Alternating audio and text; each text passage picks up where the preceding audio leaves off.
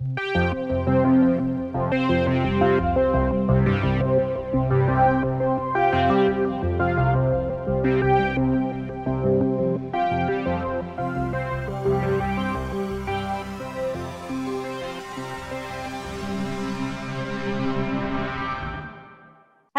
I'm Colette Robbins, and this is Sophie Kahn. We are the co-hosts of File Exchange, a YouTube channel interview series dedicated to elevating the narratives of contemporary artists, writers, and curators with a focus on 3D software. We started this channel in mid-2021 after Sophie and I observed that there was a void in the discourse about artists using 3D software. As a hybrid digital analog sculptors, we also noticed the lack of substantive virtual studio visits. As a result, we built this channel to provide context and a space for a literal and conceptual exchange of files. Each episode features a different artist, curator, or writer who has a focus on 3D art. This channel allows you to be a fly on the wall as we share philosophies, tools, and tips revolving around these 21st century tools in art. And today, Sophie is going to introduce our guest, Natasha Chuk, who is an art and media scholar and writer. So Sophie, I'll pass it along to you. Okay, yeah, thank you, Natasha. All right, quick bio.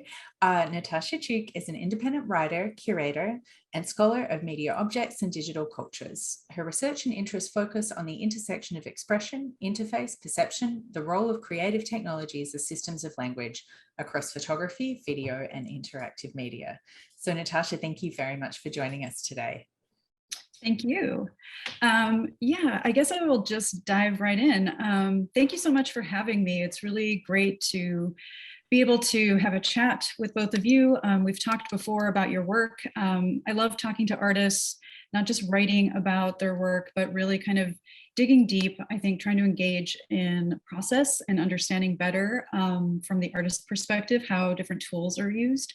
So yeah, I guess I'll share my screen here just to give you a sense. I want to start maybe with a piece that I wrote recently, because this is kind of a springboard for, it's kind of the really meeting point between some of the things that I started thinking about during the pandemic and things that I started to formulate into a book. So I'll get to that in a bit. But this idea of a robust flatness is really kind of fascinating to me. I think one of the things that we find with 3D art, digital art, computation, thinking about all these systems, at least for me, is this idea of materiality and tangibility, touch, all these things that we tend to think disappear when we've gone virtual or digital. And so I want to kind of invoke them and kind of re-engage questions of embodiment, questions of the person, just how it is that we're engaging with one another through different spaces and practices. And so I have to admit that the beginning of this essay felt a little bit like I was kind of going down this rabbit hole of responding to the conditions of being online and interaction a little bit.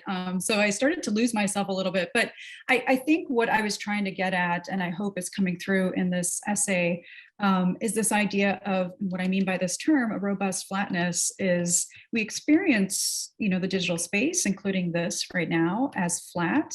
But it's actually quite layered, as we know. And even the sort of, I think about this as almost a stratified liminality. I love the term liminal. This is something I latched onto even as an undergrad. I just became really fascinated with this kind of in-between space. Undefinable as far as its parameters are concerned. So difficult to kind of grasp and really, kind of contemplate. But I even think about that meeting place as being kind of robust and multi-layered.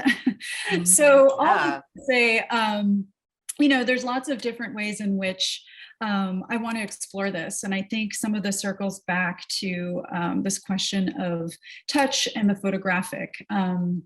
And so, yeah, this is one of the ways in which I started to think about this digital flatness and how it relates to tangibility and this idea of tactility. I'm going to stop my share here and just kind of poke around and find another way to formulate this. Also, I just want to add, as you're doing that, that the idea of the first thing you shared was some writing about, you know, tactility and screens and the robust flatness, and even bringing up Zoom as this medium that we might see as removed or, you know, flat. But yet I love that stratified liminality. Is that what you said? Yeah, that is amazing, because there are so many, we still are experiencing so many of the senses.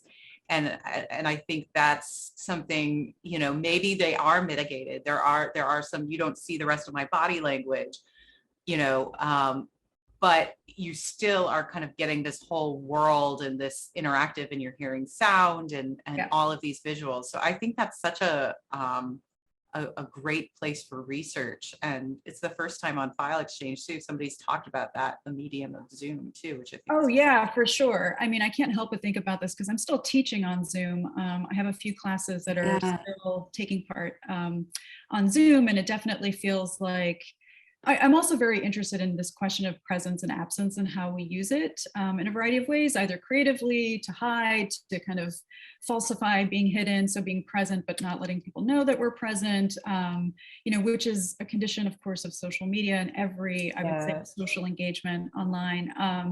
So there's so many layers, both kind of literal and figurative layers to the way that we engage in the digital space. And so I'm always very curious about how artists are exploring this question, and even thinking about, so this is Rosa Menkman's website. And I gotta say, again, I get like stage fright when I'm interacting with websites in front of other people. I start to lose a sense of like navigation and everything, but I know what you mean. Yeah, there's something about that, right? Like I'm performing.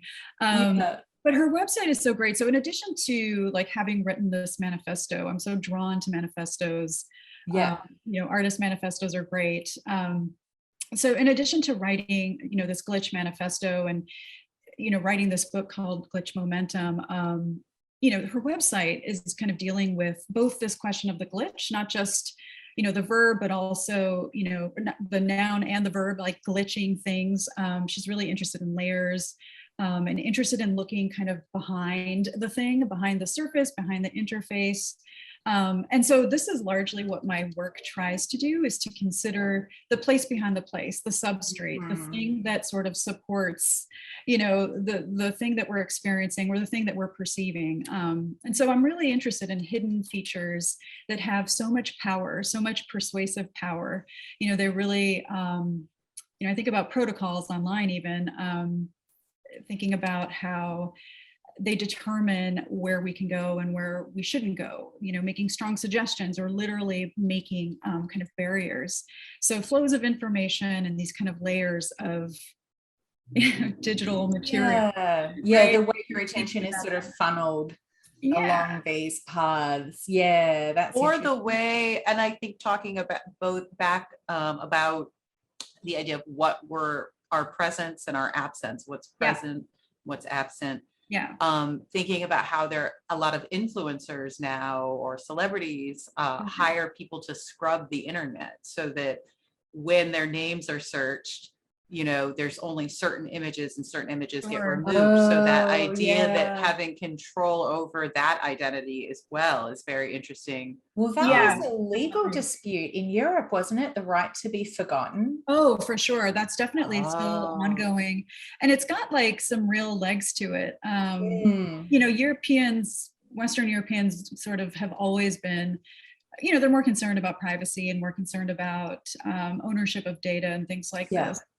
So they've really pushed against, you know, Facebook / Meta and Google and, you know, all these companies.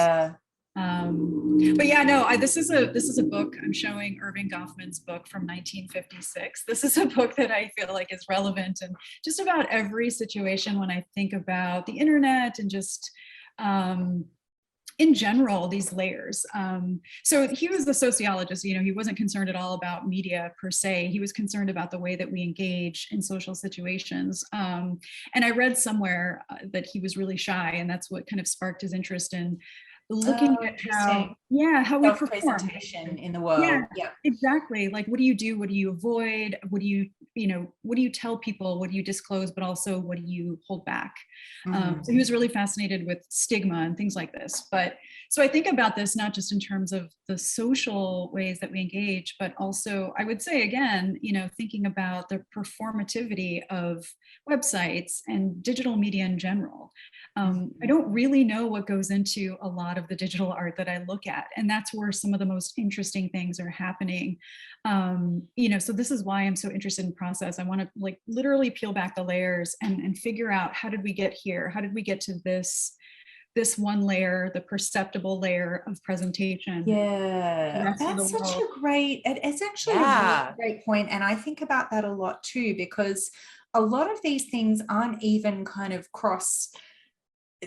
there's no sort of transdisciplinary understanding of them. Like, I understand how a 3D artist makes work using 3D software, but I've never used the tools that many other digital artists have used and people who I might exhibit with. And and when I explain 3D, I usually explain it to people in terms of Pixar. I'm like, like Wall-E and Up, the way they made those movies. Well, I'm like, that's how I make my work. It just comes out looking quite different. Exactly. I'm just doing it. I'm doing something different with it. But if you were to look at my screen and the screen of a Pixar artist, it probably would look pretty similar, because we're both placing virtual cameras and lights and we're staging these virtual 3D spaces. So that's actually, I really do think that's an important thing. It's partly why Colette and I have this kind of behind the scenes approach to our channel, is to see how the tools are being used. And how they're being talked about, discussed. And, that's really helpful too. That I want to take a look at that book as well, because I think a lot about how so much of what we do now, that like every day we're adding more social media platforms to our repertoire and to our identities, and each one houses a different type of identity. Like my identity on Twitter is different than my identity on Instagram, and it's very intentional. My identity on Zoom or YouTube and like Discord and like all of these different places. And it almost feels that websites are redundant now. And well, they're more of like kind of an overall zoomed out version. But they are asking for us to reconsider how to create them, because at this point, because they are more like a still, or it's something that it's like almost like a portfolio or a storage zone, versus the live interaction of Instagram or Twitter. They are asking for us to like maybe rethink what that means. How do we bring that type of energy and that type of interaction into our website? And I think that's going to be an interesting thing, especially as NFT, like blockchains and different things come up with ways for you to have like plug and play for your own website, so that you can have shops and whatnot, like, and directly sell. That's really interesting. I mean, I think about this too. What I appreciate about artists' websites is that it becomes, I always think about this in like photographic terms, kind of fixing the shadows, like locking it in, so that it's not smearing, so that it's not, it's not affected by its environment anymore, which is what social media is about. And I think even some of those social behaviors prevent people from being a certain way, prevent people from saying what they want to say on social media, because it feels inappropriate, or it feels like it needs to be part of this performative space that's being measured by, these metrics or whatever. And so I love artist websites, and I often am disappointed when someone doesn't have one. Like, oh, I just have to find your work on your social media pages. And it's like, well, what's what? What's commentary? What's a work in progress? What are you saying about this work? It's almost too loose and too fluid. Right? It's a daily kind of work in process that's being shared in the moment, rather than a considered kind of archive. But I mean, then obviously you do have sites like Rosa's that are an attempt to introduce, like you say, a kind of glitch or a stutter, like a self-awareness and a reflexivity into the web design, which makes perfect sense for an artist using the internet as their medium. Exactly. Yeah, for And me as a sculptor, almost not so much, but yeah. Right. But is Rosa, she has a manifesto on glitch feminism, or? That's Legacy Oh, that's Russell. like YouTube Yeah, that's Russell. But so. Sorry, go ahead. okay.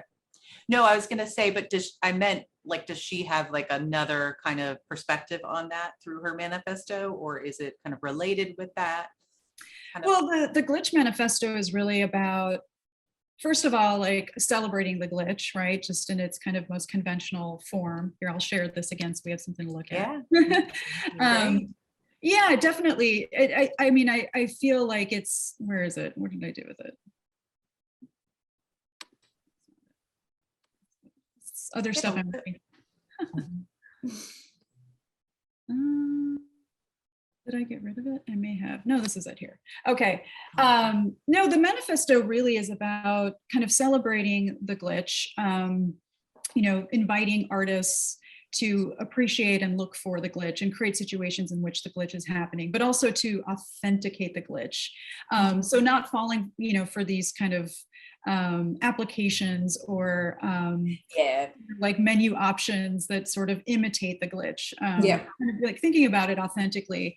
But moreover, she uses the term glitch to sort of suggest, in the same way that we use kind of like queering photography, or, you know, queering something is like, you know, kind of disrupting it in a way, breaking it apart, looking at how it works, not just thinking about it in terms of, you know, these standards and protocols that define what a digital image is, for example. So, you know, one of her projects really looks at, I wonder if I can find it in here. This is the trip of this website, and bringing it down into this world.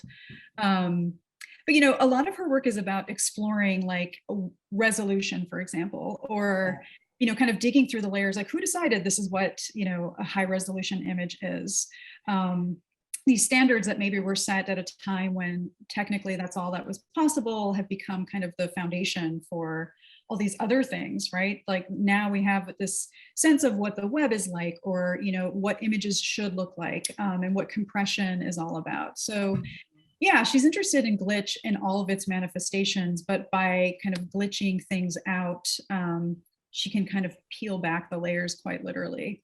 And so it's really interesting. Love this image. This is exactly. And so she kind of in her manifesto and in the book, you know, the book kind of explores all these different points that she's making, roughly, I think 10 points that she's making in the manifesto.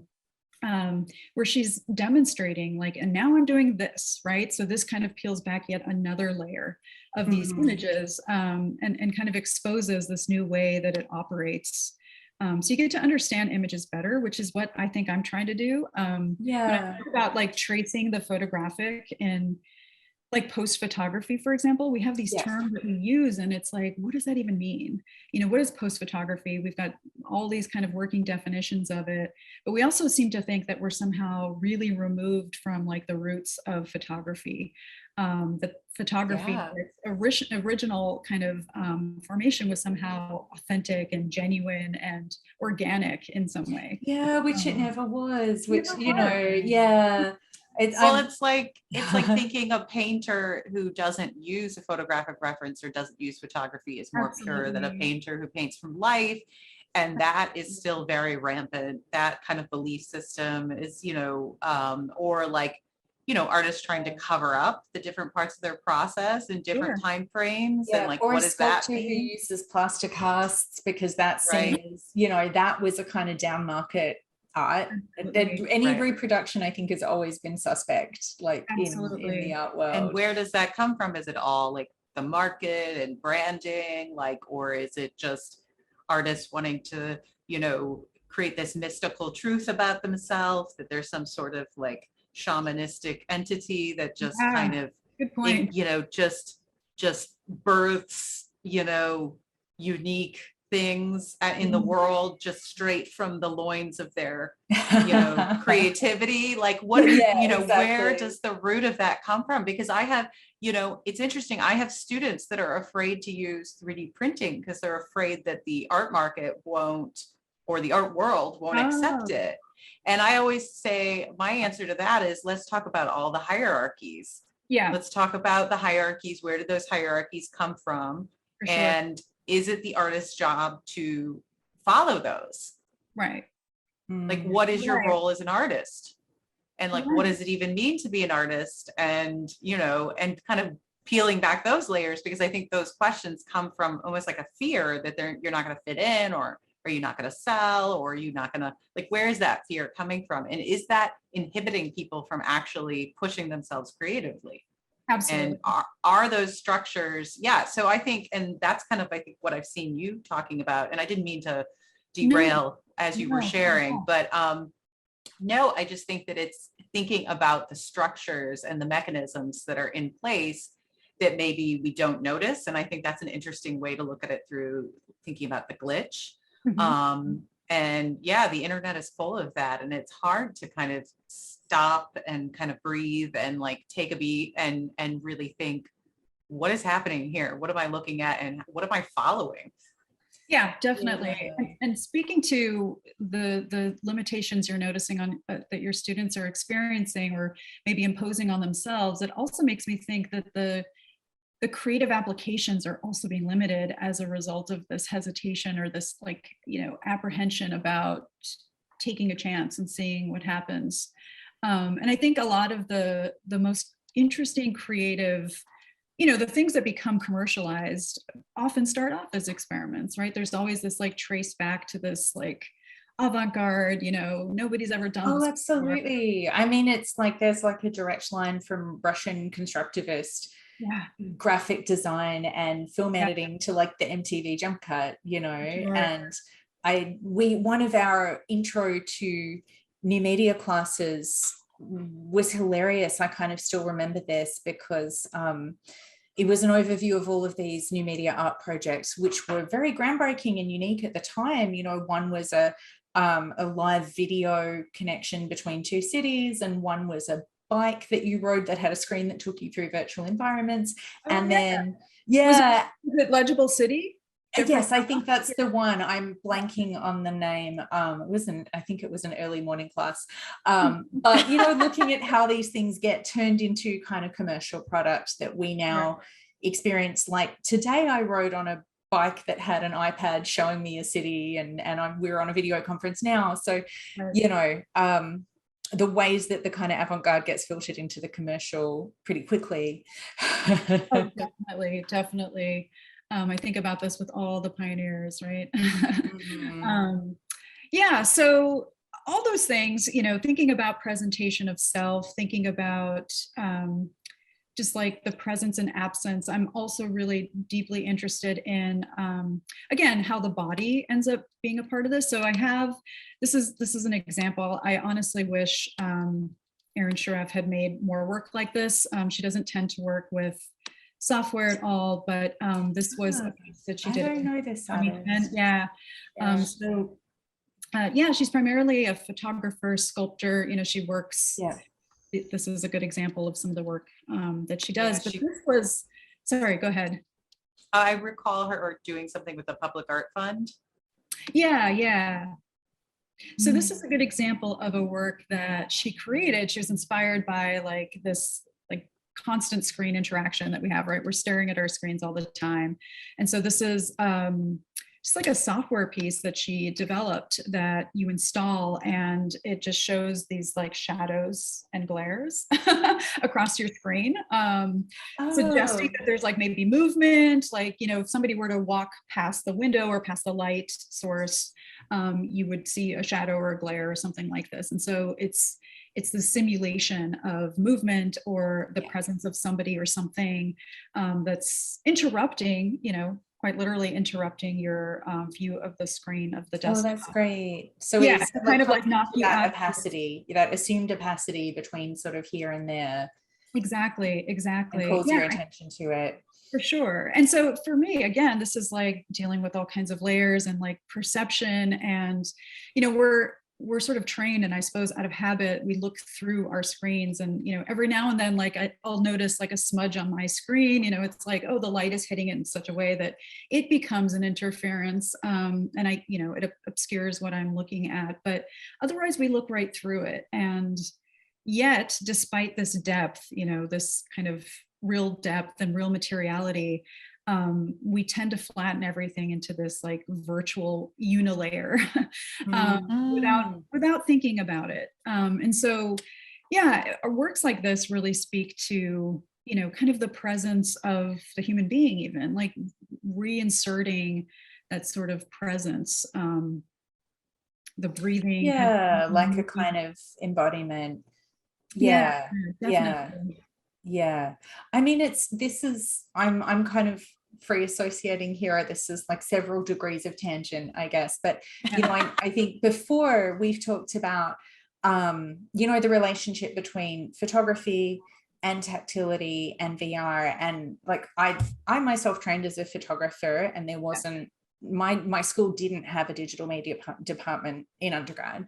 And the photography that I was interested in was always work that was extremely embodied, and the trend at the time was the kind of like, I kind of feel like I still rant about it in my artist talks, but it was the God's Eye view and the Andreas Gursky, the Düsseldorf school, disembodied spaces, kind of depopulated airports, liminal areas. And for me, I felt like the work that I grew up with was the absolute opposite of that. It was artists who worked, not to say that it's more authentic, but maybe more embodied, like artists who worked with a 35mm camera, the like Robert Frank, Deanne Arbus, maybe then someone like Francesca Woodman, who's bringing a mediated body, but a kind of body into the equation. And so this is all over the place, because Colette and I too have been talking about how people have been connecting a lot of net art recently with like legacies of abstraction. Right. Yeah. And, trying to frame a lot of digital art in that art historical canon to kind of give it a legitimacy and a continuation, because if you're connecting it to, 60s and 50s minimalist painting and sculpture, you're establishing it as a continuation. And I think Colette and I both, as artists working with figuration, that's a struggle for us, like where is our lineage, I guess. So that was a very wide-ranging thought, but I'm curious to hear your thoughts on kind of like how embodiment plays out in virtual reality and how it plays out in imagined 3D space, because I wonder about that a lot. Yeah, definitely. I was thinking about this term fictional reality, which is, I borrow so much terminology from like video game studies and video game theory, because I find it so relevant. It draws from theater, and it draws from cinema and some of these other traditions. But then it also kind of takes into account the imaginary, which I always tie to literature. Like I always end up going back to language in one way or another, because I think it's, we forget that language is also not organic. Like it's something we learn, it's a tool, it's a technology when we use punctuation, and, and when it's written, it's this image that we, interact with. So it feels natural to us, and it feels like it's an extension of our thoughts, but it's actually something that we've learned and that we change over time and use as a tool in the same way that we use, software. I mean, very similar as far as I'm concerned. But it's not nearly as adept because we haven't been doing it as long. So, for me, this kind of fictional reality engenders a bit of kind of this, there's lots of different ways of thinking about sight as being this kind of like, because so much of our world is oriented towards sight right now anyway. Listening in, that would be sight with a GHT, right? Not with a TE. Yes. Through vision, through looking at things. Yeah, exactly. So I feel like we're now kind of abstracting in a way that allows us to project certain kind of tactility onto objects through sight. And I actually think there is a tradition of this in art history, not being able to touch things that are on view, for example. Like I can't touch it. I want to see its shape, or I want to, I understand its texture just by looking at it through. And as a parent, it takes like 10 years to train them out of wanting to touch things in museums. exactly. It's a very basic desire, you know, there's like, it's endless socialization to be like, now the things in this museum are very expensive. And if you touch them, mommy's got to pay for it, you know, but it's like, it's constant because there's such a basic curiosity via objects and via touch that you have to like train kids to not indulge. Absolutely. And that's the reason why I got into 3D was because when I could scan an antiquity and touch it in the software, I was like, that's it. Exactly. I can touch history now. I don't have to just look. I can touch. They're using 3D printing actually a lot of museums as part of accessibility programming for people with visual impairments. So you can touch, you know, quite literally touch a reproduction of a work. That's been quite a common use case. Right. But I do think touch in the digital space is really interesting because you still have to imagine, right? Like you're still relying on sight, and you're, in that case, like you're relying on object relations, you know, you're relying on this sort of seeing yourself touch something, basically. Like a virtual version of it. I think that's a really interesting way of thinking about that lineage, at least. And even when you're not touching it, even when you're just seeing it on view digitally, I think proximity, I think all of these things kind of help us gauge this possibility of a fictional reality. Yeah, because we're a long way away from the VR kind of haptic glove, you know, we're a long way from like any transmission technology that's going to let us experience touch remotely, I think. Right. I mean, what we get now is the kind of the phone buzzing, which I know it's actually, I was reading something the other day by a game designer, and they talk about this particular thing of, I want to say it's called juice, or like juiciness, like juicy, yeah. Yes. A lot of that is like the phone buzzing, you know, when something happens. So the fact that you feel that you're having some kind of physical. My husband has the belt when he's gaming. Did you get it on? Yeah. No, I didn't know this was a thing. What does it do? It creates like an impact when you're actually hitting things. So you have that, like, so you get shot and it like gives you a little shock. Yeah. He's a big gamer, so it's been really interesting observing. I'm not a big gamer, but but I also, what you were saying too, that like when you're working with 3D, that you are dealing so much with sight and also the spatial kind of awareness, which back to the, like you wrote that book, Vanishing Points. I just keep thinking about how you're understanding like deep space in a 3D space. So you're using that part of the brain mixed with the, like, you know, you're mimicking the tactility part of your brain, and you have to train yourself to get used to having this like mitigated implement that's different than the physical reactions that you have in sculpture. Oh yeah. Well, this is when you're just talking about this, Colette. Like I've gone down a rabbit hole ordering mice. I've four different mice right now that all, you know, have a very slightly different. I'm gonna have to like send some of them back on Amazon, but it brings you. It actually does different make levels of connection. Well, that's why I got the Cintiq, because I was like, I can't touch. I need to be able to have like the pen and be able to like move this, like. So it's like interesting how things are getting designed around touch and our ability to feel connected with what's happening on the screen. Absolutely. But you're right, it's all sight.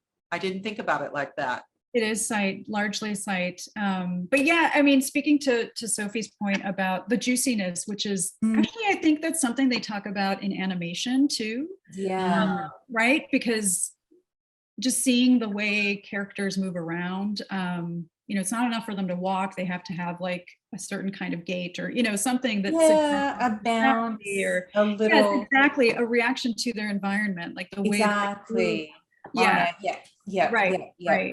And so when you're touching things in the digital space, you want that same impact, which is visual, and sometimes it's oral too. Sometimes it's a sound effect that accompanies that. That's true. Interaction that helps, at least in gaming, you know, like, you know, jumping and landing on the ground or something often has like a corresponding sound effect, which makes that juiciness feel more effective.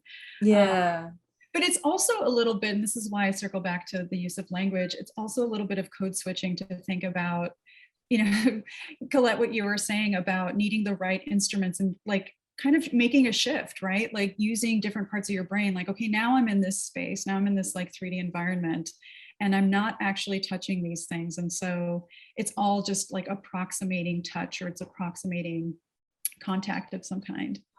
Yeah, and also just learning software. I love that you brought up language, and I have a family member who has very limited language after a brain injury, and he's still learning how to speak again and read and write after, quite a long time of being able to do that. So experiencing that in a close family member and then seeing what that actually means to learn a word and how all of the brain processes that go into creating that word and saying that word, it made me so understanding of how much we and grateful and of how, and kind of just more of an awareness of how long it takes and how much, and it is similar when you learn a piece of software.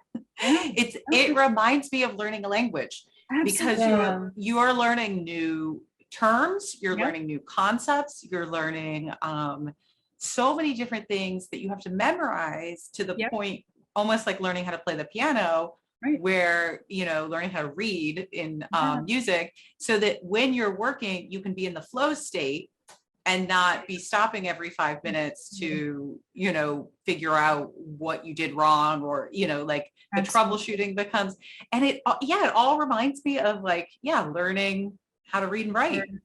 I often invoke this, let me see if I can find it, this book by Peter Kivy, who was a musicologist, but you just said something that... Musicologist, very cool. My mom is a musician, she's a pianist, so okay. I think about yeah, Peter Kivy is a musicologist, philosopher, he wrote this book called The Performance of Reading, I don't know, maybe 15 years ago or something like this. And it has been just like transformative for me. So one of the things he does is traces the history of reading. And of course, that means the history of written language, text, and involves, literacy. Once, people became more and more literate, like how did those habits change around reading? And it turns out, of course, reading used to be performative. It used to be, people read out loud to one another. Because not everyone read. So they would like sit around for, hours at a time being read to, which is really interesting now, especially thinking about like, audiobooks and things like this. Like it's not an unusual act, but as more people started to read and become literate and had access to, texts, written books and things like this, we started to read silently to one another, or to ourselves rather. Right? Like, and we're all taught, and I can remember like, getting shushed in libraries as a kid, like, no, again, you train people to read silently. And like, the sign of a good reader is a reader who not only reads silently, but doesn't use their lips, right? Doesn't like perform the words. And so he writes about silent reading as performative, because we're activating different parts of our brain. We're imagining what's happening.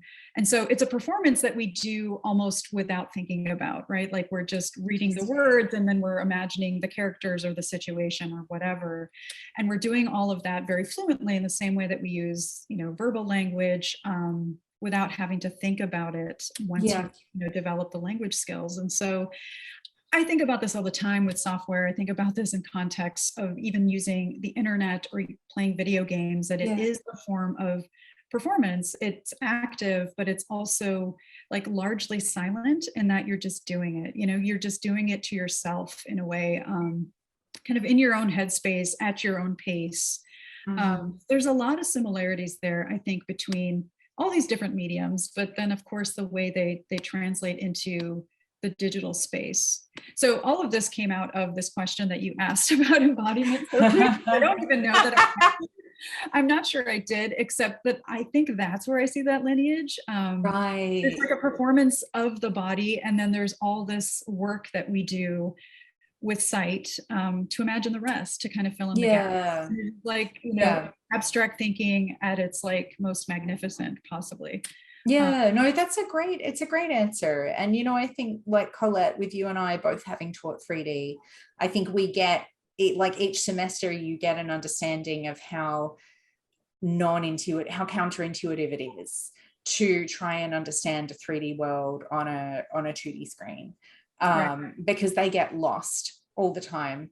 Students get lost and disappear off the canvas and have to reset and like shut down the program, and they'll be looking from the bottom and they won't know where they are. They won't know like where their camera is, you know.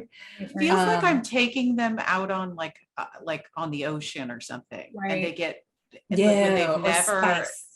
and they're just like no boundaries, just outer space. And they want something to grab onto, and kind of my job is to like teach them the like a framework to grab onto in the beginning, so they can at least get in there and be present with that. And then eventually, hopefully, if they practice enough, they can get in there. And again, the flow state is always the goal with any tool. To have a transparency, and it takes a long time. I mean, you know, again, I think I really wonder if gaming is going to change that experience of teaching. You know, not to say that everybody is a gamer, but it's so funny, like the virtual exhibition of mine, Natasha, that you wrote about, that I made during like lockdown in 2020 and 2021. The only reason I could make it was that my kids weren't playing Minecraft.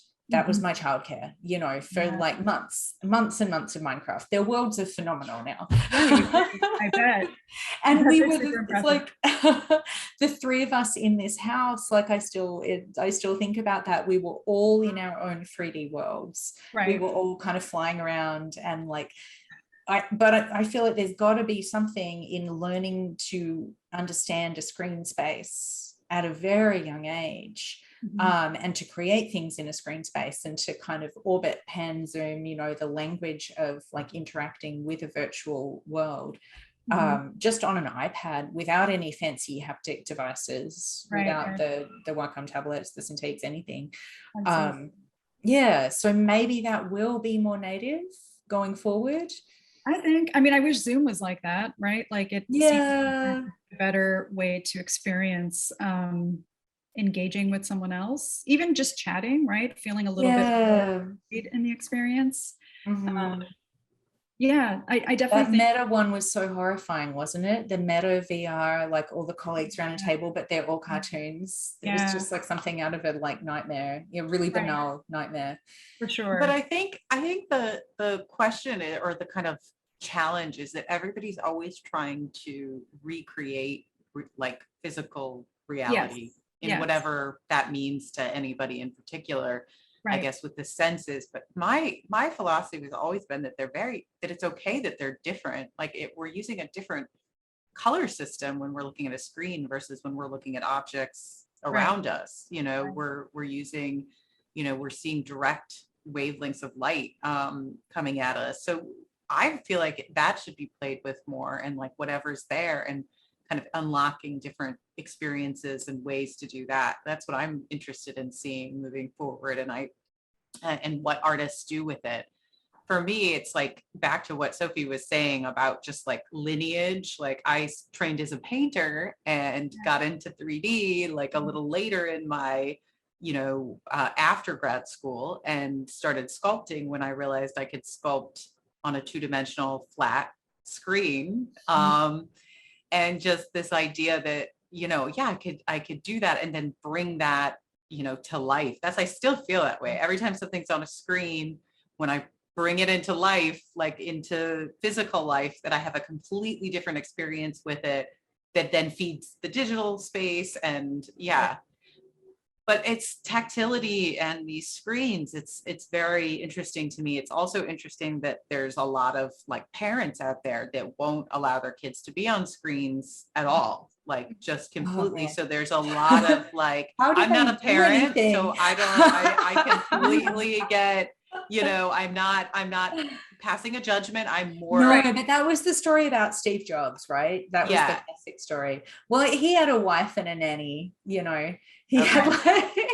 But still, no, I think that it's interesting that screens and this particular technology is being associated with kind of almost, I want to go into like puritanical kind of like a mindset where it's like, because that is the root of our country. We have a lot of puritanical roots in this country, and they can, this idea of like, And it does like draw your attention. I think about, I have to put actual boundaries on myself with social media, or it can affect my mental health. So there is a Right. real truth to what it can do to you if you don't have a boundary on it. But it's just another thing that we Right. need boundaries with, but it's an uncharted territory and an unknown quantity to a lot of people. So I think I kind of went on a tangent here, but No, I think think it's important. interesting.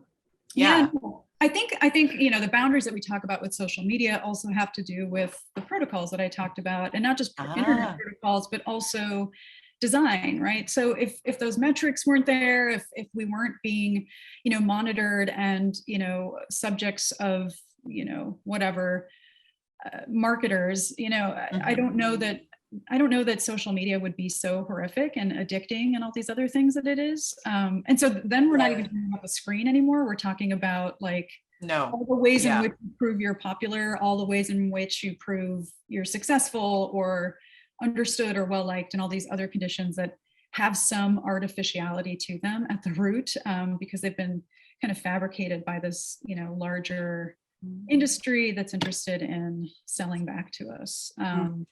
Right, so like yeah, sorry, go ahead. No. I was going to say, like, I actually just, I didn't pursue it, so I shouldn't even say it, but I saw a headline that I didn't click on. I just like saw it in passing, but it had something to do with like, oh, it turns out screens aren't bad for your children, you know, after all this talk, potentially being, you know, and it's like, is it the screen itself? And that's exactly. Or is it other stuff? You know, it's like, well, what are they doing on the screen? You know, just like, what are they watching on TV? You know, TV used to be the moral panic. Like, it's going to wreck your kids' brains. It's going to, moral panic. Yes. Yeah. Like, gaming and violence. Exactly. Like, it's okay, we can keep selling guns because it's the video games that are to blame, you know. There's an interest in the anti-screen lobby too. Like, there's a vested interest there. Yeah. Exactly. But I think that's interesting, the idea with social media that it's no longer about the screen, it's about the posturing, it's about the social capital, like your kind of your standing, your, you know, what kind of stats you have, so to speak. And then it's also like, I've discovered, and I feel very naive for being so late to the party, but I didn't realize, like with Twitter, that if you are really great at sophisticated shit posting, you're going to get a lot more followers. Yes. And that was something that was kind of a rude awakening for me, because I'm you know, that's the Jeremiah argument, right? That's the whole argument behind the book, like 10 reasons you should delete your social media right now. The argument the argument is that the platform, by its nature, like incentivizes negative engagement, because negative engagement is stickier than positive engagement, and then people buy more things.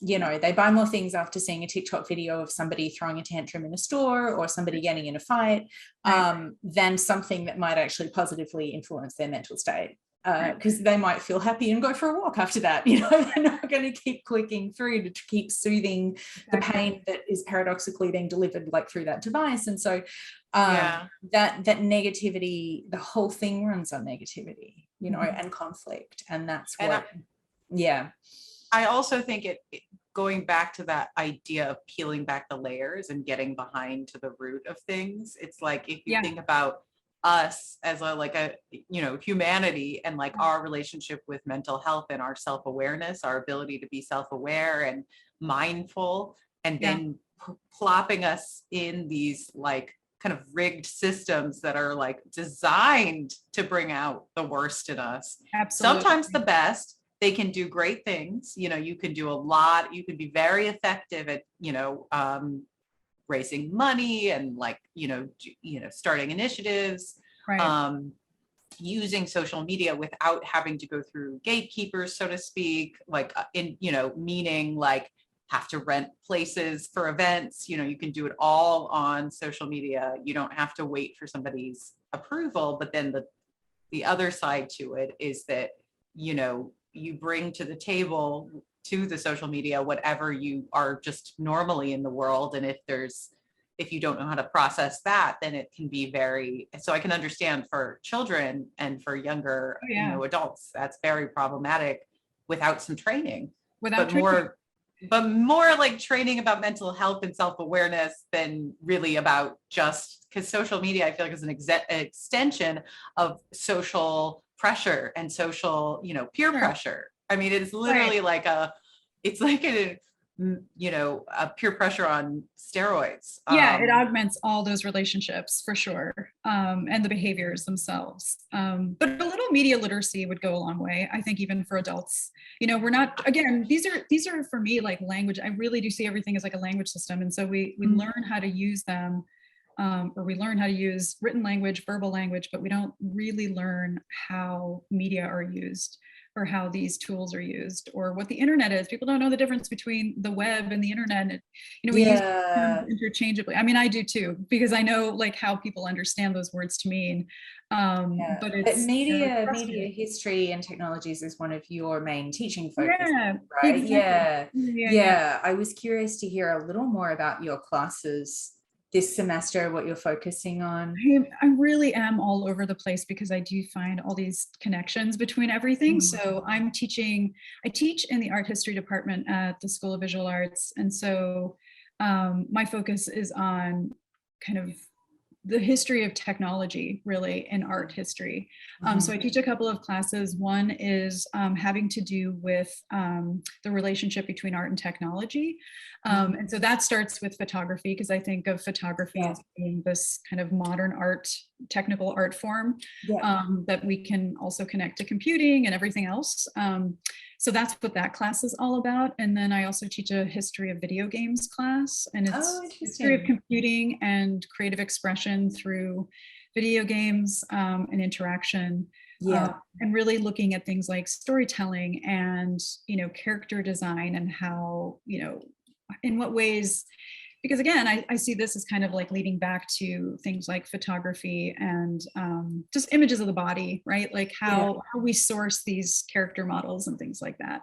This is why I was going to say I like, as an example of this, here it is. I really love this project, LaJune McMillan's. Well, basically all their work has to do with these portraits and these kind of scans, but thinking about the Black Movement Project. So this is one of the things that I focus on in this class, just thinking about projects like this that consider source material for things like 3D models and source material for 3D worlds and 3D environments. This project is largely about, Black existence and kind of accounting for the lack of this particular presence in that digital part of this landscape. So that's really fascinating to me in terms of artists who are also making a difference, I think, in the kind of broader scope of, I think eventually, hopefully, this will like infiltrate the commercial world as well. The game asset movement libraries. And absolutely. But then I also teach kind of humanities courses, just different media topics, and an aesthetics class that deals with technology. Again, I see so much of a connection between like the history of language and the way that we use creative expression through different technologies. So all my work kind of like ends up being about everything, a little bit of everything. It's, I don't make distinctions between commercial art so much and fine art even. I like to think of all of it as more of a kind of flattened culture and like a visual culture view where things are on a more equal footing.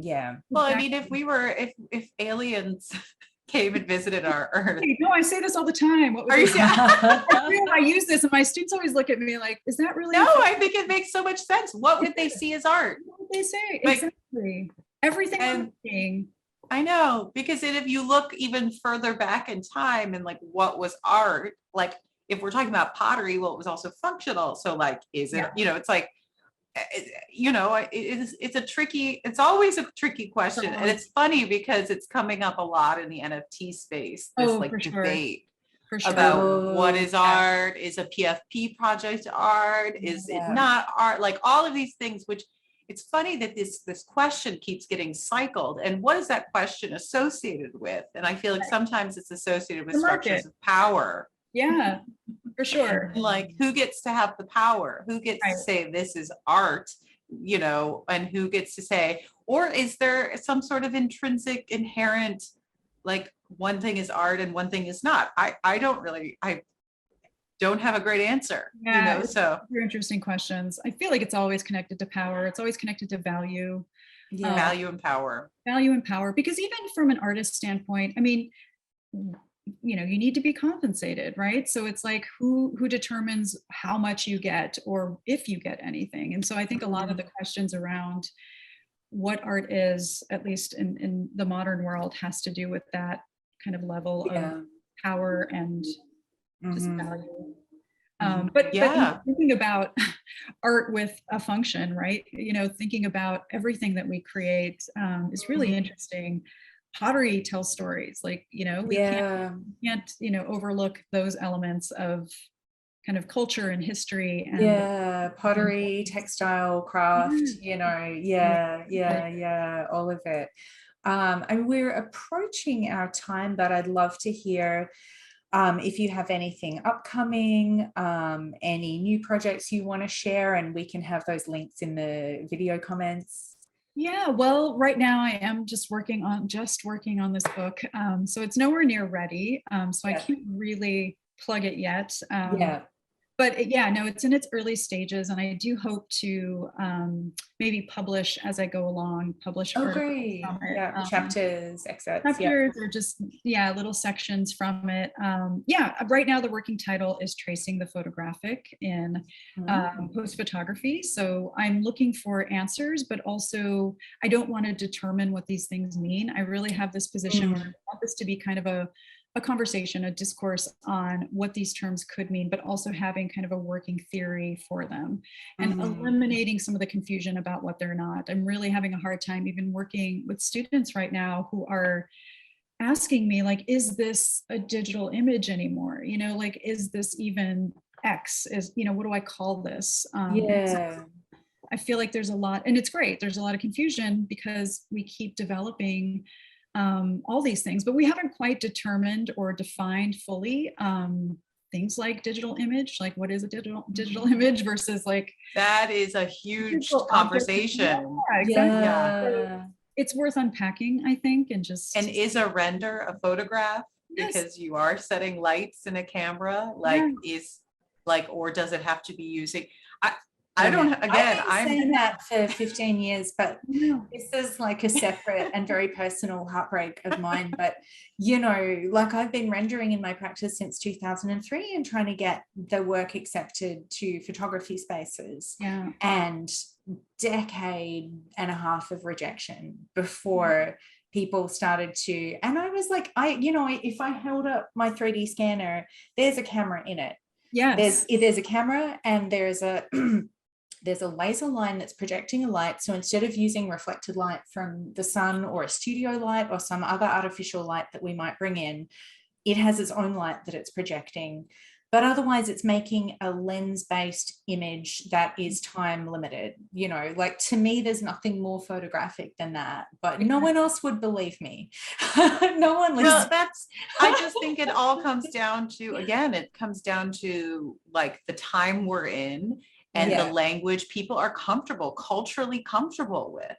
I mean, and we're seeing we saw it in real time what happened when, the NFT movement started happening, when people were like, absolutely not, we're not doing any of this. And all of a sudden, oh, wait, so that was a really interesting real time kind of, usually things take so much longer to kind of show that dynamic happening. And it's changing really quickly now. And it's changing so quickly. So, but it is a lot about, I've heard people tell me this too, you don't show this work, but only show this work to these, it's like really thinking about the context with which you talk about your process and like, and I struggle very much with the question is it important for me to talk about the digital processes behind my work if I'm showing them in galleries. And I realized it is Oh important. God. Yeah. It is And I've been important, told whether not. they like it or not. Yeah. I've had very senior curators, granted, I'm talking about 10, 15 years ago, say it's boring. No one wants to hear about that. You know, I still like, hear that. Don't talk about it. So Seriously? yeah. Oh yeah, no, that's Yeah. very common. It's very common because it's not, you know, think about what's important when you're looking at a piece of art, unless it's a gallery that specifically is digital based, like Bitforms, which you were just, Right. you know, Right. if it's not a gallery that has that in their branding, then, Right. you know, what is the final outcome of the piece, and what is the most important aspect of the concept and the identity of the piece and the artist? Mhm. And those are the most important things for the storytelling in terms of what the art world in general, I'm generalizing very Sure. much, you know, but Mhm. it is definitely, these are the underlying pressures. And I'm really interested in the invisible rules Yeah. that we operate in all the time, in all of the worlds we're in, whether it's the different schools I teach at different schools, so there's Yeah. different sets of rules, and course. some of them are clear and some of them aren't, and you Right, know, so, and sometimes it's just a collection of people and their different kind of dynamics. And so there's all these things. And I think, yeah, with digital tools and art, it's still a tricky thing, even though there's a lot of curators out there that promote and have supported historically artists using digital tools. It's still very, there's also a learning curve, like, you know, Yeah. and, you know, the language, back to what you were just saying, the language and the literacy around software is something that a lot of gallerists and curators and writers don't know about. And so then when you say it, it's like you're speaking. Sometimes people say you sound like you're speaking another language. Yeah. And I guess I really am. And so it's like, so it's kind of like scientists who have to write books that, you know, are more kind of for people who don't necessarily have that same scientific studies. I'm going on a tangent. Of all digital artists, Natasha, we thank you. Yes, thank you for like the openness and of your questions, because they're very inspiring for both of us to like, just when we go back into the studio and thinking about it, just to be open and think about those layers behind. Yeah. Well, thank you. And it's also validating for me. I often think when I don't see all this detail behind a digital artist's work, I just assume they don't want to share it, that it's like this reluctance to not to kind of share the recipe, but to maybe like not bother.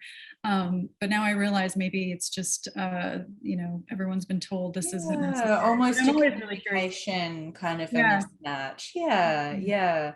Well, I'm really excited to hear the book. I'm sure it's like an interesting, it's a moving target that you're trying to pin down because things are changing so fast, but that makes it really exciting as well. That is very exciting. Exactly. Yeah, so thank you so much for the conversation today. We're really grateful to you for taking the time. Thank you.